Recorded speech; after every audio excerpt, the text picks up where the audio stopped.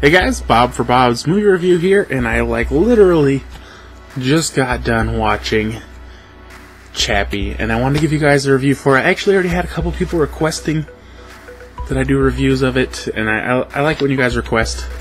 It gives me a game plan on what I'm going to watch. Of course, I plan on watching Chappie. I didn't know a lot about it. I didn't really watch trailers of it. I watched a trailer of it.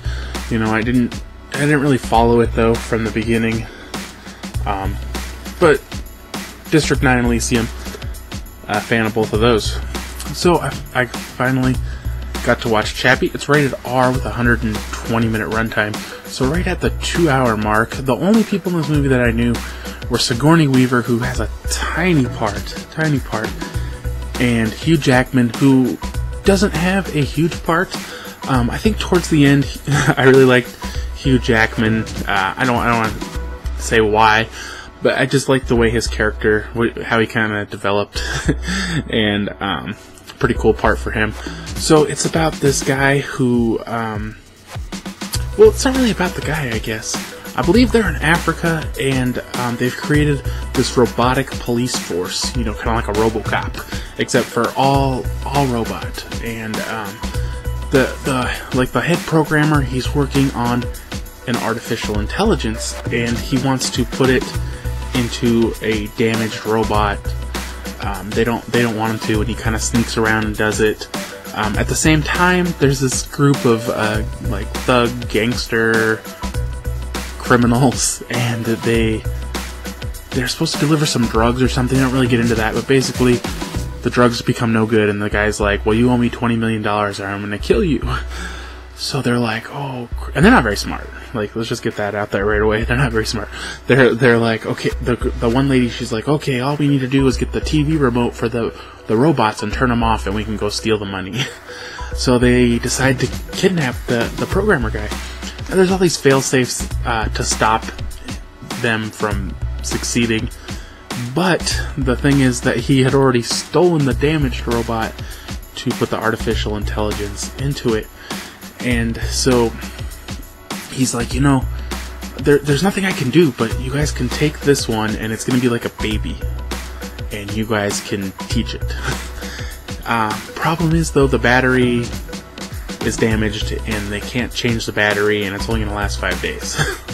So they put they put the artificial intelligence, and it doesn't know anything. And the one guy, he's like super mean, and you know, he's just like wants it to have a gun and wants to shoot people, and you know, the lady's kind of like the mom, and then the other guy, he's kind of like the nice uncle to it, and they're teaching it, and you know, the one guy, he's like trying to teach it to be like super gangster, and he's kind of lying to him too, you know, he's tricking him. He's like, oh yeah, you stab people and it puts them to sleep, and the guy who created him, he's like, you know, you can't be bad, you have to be good. You know, he's trying to influence him to be good.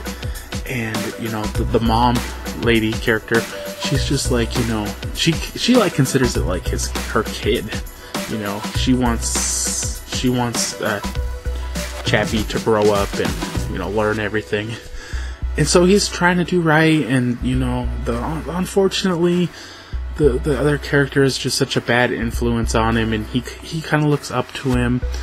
And so I kind of thought at the beginning of this movie was, you know, I was like, this is pretty good. It's not as good as his other stuff, you know, and it gets better though. It gets better.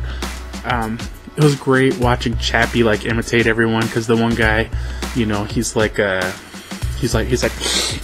the whole time, and so Chappie's doing it, even though obviously he has no nose or anything. He's just like doing this, and you know, he's like copying their walk and copying their talk, and you know, just like a kid would do. And so he kind of develops, and so Hugh Jackman's character is trying to get this, I forget what they called it, a rhino or this other giant robot that has like missiles all over it. And the thing is that this one isn't, it doesn't control itself. And this makes even less sense as the movie goes on, because he does eventually use it. you put a helmet on, and it's supposed to, your thoughts are supposed to go to it, but then they show him using controllers, and I'm like, well, if you're controlling this thing like a video game or a remote control car or whatever, then what are the thoughts doing? Like, I don't know. Maybe I missed something. Maybe it could only control certain things with his thoughts, and certain things had to be controlled with the joysticks. I don't know. So he's kind of like pushing for that, and so I would say this movie has a lot of good stuff going for it. It has a lot of action. It has a lot of heart to it. There's a lot of sad scenes, a lot of sad things going on, a lot of happy things. It's really enjoyable. I would say my biggest complaint is that the ending is too happy. Everything works out in the end for everybody. It's just like, I felt like, that took away from it. It shouldn't have ended so good. I know it's hard to say that, but I feel like it just ended too neatly.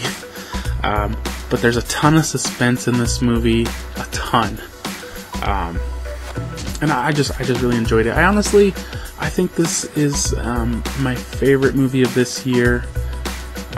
It's really good. And if you guys have just been kind of on the fence, I don't know if I should see it, I think you guys will enjoy it. I think it's a great movie. Super fun, and just the emotion to it all. And I think it's good. I think it's great, guys. So score on this, I'm gonna give this the highest score I've ever scored a movie. I'm gonna give this a 9 out of 10. Yes, I just really enjoyed this one, and I think you guys will too. Thanks for watching. If you enjoyed this review, please give it a thumbs up. It means a lot to me. And if you haven't already, subscribe to see more videos from me. And thanks for watching. See you guys next time. If you're interested, be sure to subscribe on YouTube, follow on Facebook, follow on Twitter, and follow on Instagram.